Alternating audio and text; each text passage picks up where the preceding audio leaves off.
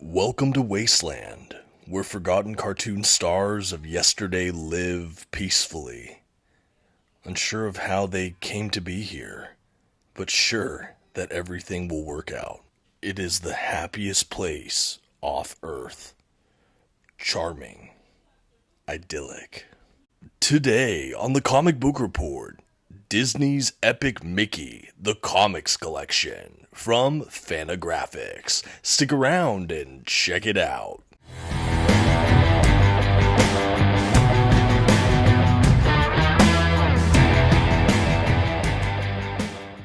Greetings everyone, my name is Dominic and today you're tuning into the Comic Book Report, where we review comic books and graphic novels so you can get an idea of what to read. And today I am delighted to be back in the world of Fantagraphics reviewing an upcoming graphic novel. This is Epic Mickey, the Comics Collection, and this was my most anticipated release from their entire 2025 catalog, and that's saying something. This single hardcover volume collects not only the adaptation of the hit video game Epic Mickey and its sequel Epic Mickey 2, but also a load of other smaller comics. A really beautiful collection that I can't wait to dive into today. Before we start today's review though, I would like to just shout out our contacts over at Fantagraphics for sending over this copy in exchange for review. Thank you so much. I'd also as always like to shout out the channel sponsor, Panelbound Comics. If you're looking to pick up your own comic book collected editions, I'd always encourage you to check out their website. You can find a link to them in the video's description, and if you see anything on their site you like, you can actually use my discount code at checkout, The Comic Book Report, to save $2 off of your order. Please note if you use my affiliate link or code to make a purchase, I will earn a small commission, but it's still one of the very best ways to support this channel. Thank you so much for considering. Now let's get started with today's comic book review. First, some quick facts about today's collection. The comics in this volume were written by Peter David and illustrated by Paolo Matura and Claudio Scarone. This collection was published by Fantagraphics in 2025. The volume itself collects Tales of Wasteland, along with Epic Mickey and Epic Mickey 2, The Power of Two. And finally, this is a standard size hardcover edition with beautiful glossy print paper stock, a sewn binding, and a total of 176 pages. At this time, I'd like to go ahead and issue a general spoiler warning. I will be flipping through the contents of today's collection and commenting on plot points throughout. You've been advised. Okay, and here's our first dedicated look at the front cover for today's standard size hardcover. If I didn't mention it earlier, this does not have a slipcase or dust jacket of any kind. It is just a beautiful hardback book itself. Love the art we have across it. It's very evocative, interesting, and definitely sells the property. We have Mickey with his magic paintbrush, and across the swipe of paint, we see all these wonderful characters that populate this book, and of course the title there on the bottom. Now as we go ahead and transition to the spine, we do have the Disney logo up at the very top, followed by Epic Mickey, and then in a smaller subtitle, the Comics Collection. And at the bottom of the spine, we do have that Fantagraphics logo. Love to see it. Honestly, I think that this is a really crisp spine. I think it reads very, very well. I love to see all the stylized fonts retained. We even have that field of kind of white cream, kind of like the cover. Overall, just a really beautifully done spine design. Now as we transition to the back of today's hardcover, we do have some awesome art here. I love that we got some art on the back cover.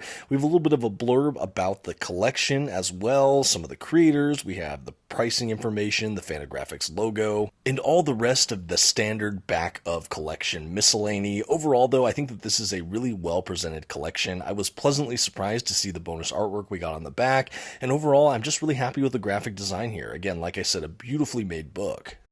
And speaking of that beautifully made collection, I did want to spend a moment taking a look at this book's binding.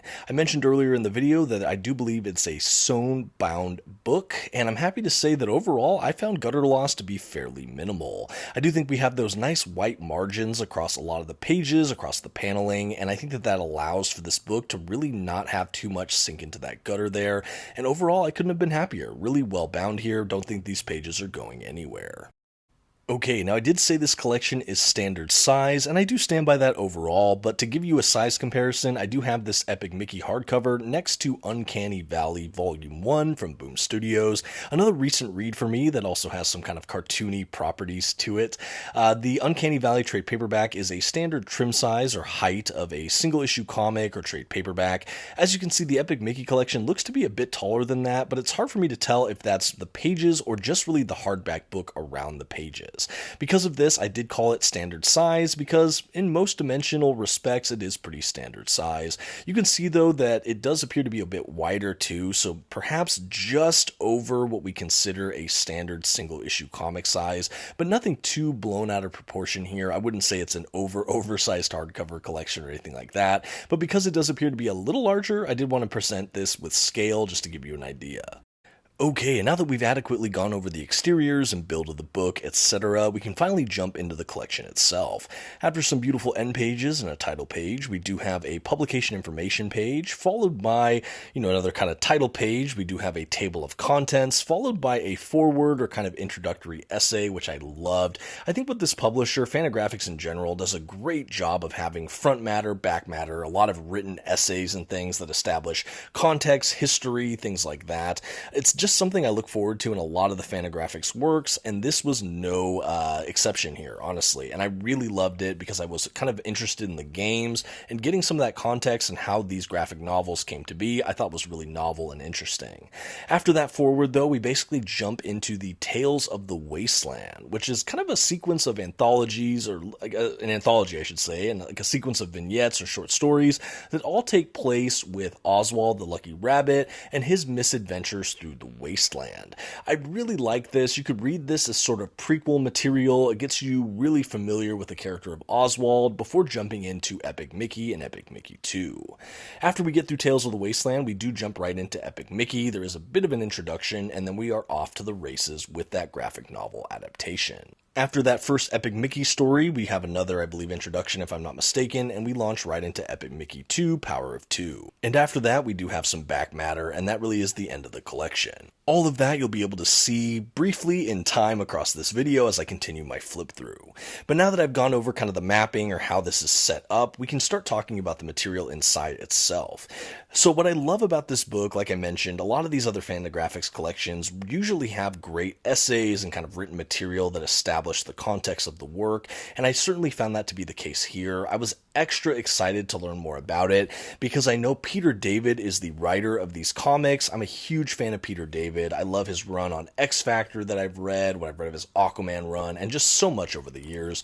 I know we lost this beloved comic creator this past year or so, rest in peace, but I was really excited to actually read this material. It's another Peter David gem I never had a chance to encounter.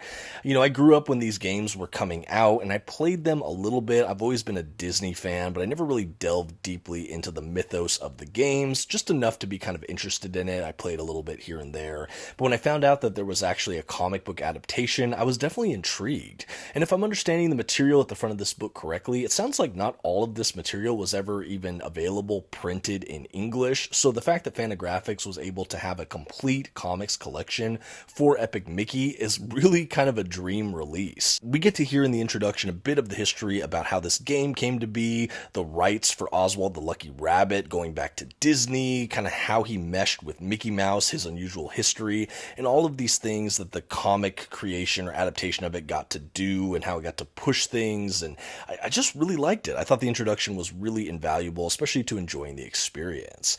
Going through Tales of the Wasteland, I will say, was actually way better than I was hoping it would be. I think that the top billings for this collection are, of course, the adaptations of Epic Mickey and Epic Mickey 2, but the Tales of the Wasteland I found to be extremely charming. Each of these comic misadventures were only a couple pages long each, but we got to know more about Oswald the Lucky Rabbit, his beloved cat girlfriend character, and his robotic Goofy and Donald, and also his, of course, kind of animosity with Mickey Mouse. But you get to see all of that and more, and what I liked about it was they felt like you were watching old golden age cartoon shorts that just happened to be given the graphic novel treatment. It had a comic strip kind of zany funness about it, and it really endeared me to the character of Oswald. So much so that by the time time we hit Epic Mickey itself, I was already rooting for this lucky rabbit. What we find out, and what the kind of general synopsis of Epic Mickey is, for those that aren't aware, it is a video game franchise, and this is the adaptation of the video game or two. But basically, Mickey is cleaning up around the wizard Yin Sid's office, and he accidentally spills kind of ink and paint thinner or something across this map that basically leads to the wasteland. And unbeknownst to Mickey, he sort of rends this idyllic world where all these forgotten cartoons live. He rends it into kind of a nightmare space where these monsters and ink blots kind of take over. And Oswald already has a grudge against Mickey for kind of stealing the spotlight for him in Disney canon, or stealing the spotlight from him, I should say. So by the time you have Mickey inadvertently ruining this world, Oswald is just fit to be tied, really can't stand Mickey Mouse. Well, Mickey goes into the world of the wasteland, kind of tries to befriend Oswald. He has this magic paintbrush that can do paint and thinner to dispel these evil creatures and try to purify those that have been corrupted by them. And he's trying to save the day, and Oswald really wants to have nothing to do with Mickey, but wants to save his home. The two of them become reluctant allies, I believe, by the end, and they're able to triumph over the forces of evil. This is essentially the nature of Epic Mickey in general, and that's what you get to see play out across that first graphic novel. Yin Sid ultimately fishes Mickey out, brings him back to his own world, but we still have Oswald and Mickey being the greatest of friends, though across the looking glass. By the time we get to Epic Mickey 2, we have more ink blots, more monsters, at this time maybe at the behest of a mad scientist character that was once one of Oswald's friends. At any rate, predictably so, we have Mickey and Oswald teaming back up to try to fight for the side of right. Well, they resolve, and ultimately good triumphs over evil in another fun adventure, but that's really the synopsis, really loosely, of the first two Epic Mickey graphic novels.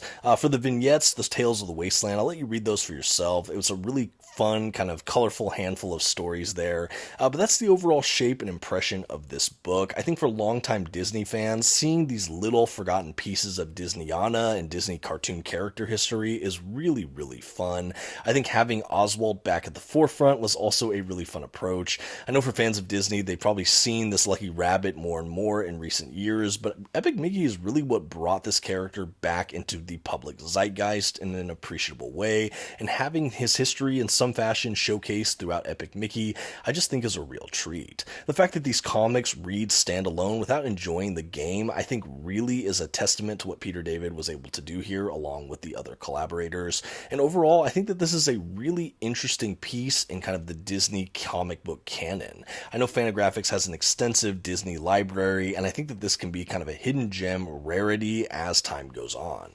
At any rate, those are just a couple of my thoughts on Disney Epic Mickey, the comics collection from Fantagraphics. Like I mentioned at the top of this video, this was my most anticipated release from Fantagraphics this year, and now that I have it in hand and I've read it, I think that that was a safe place to put my expectation. I had so much fun. It held up for me. I enjoyed it. It was entertaining, and like I said, I think it's a cool little rare corner of the Disney Comics library. And now, the grade. For a meaningful and successful adaptation of a beloved video game franchise, The Comic Book Report is happy to give Disney Epic Mickey, the comics collection from Fantagraphics, a B+.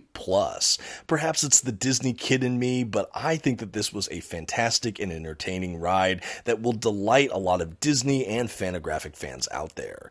The bonus material and essays we got throughout the collection were incredible. The restoration and preservation of these graphic novels I thought was really well done.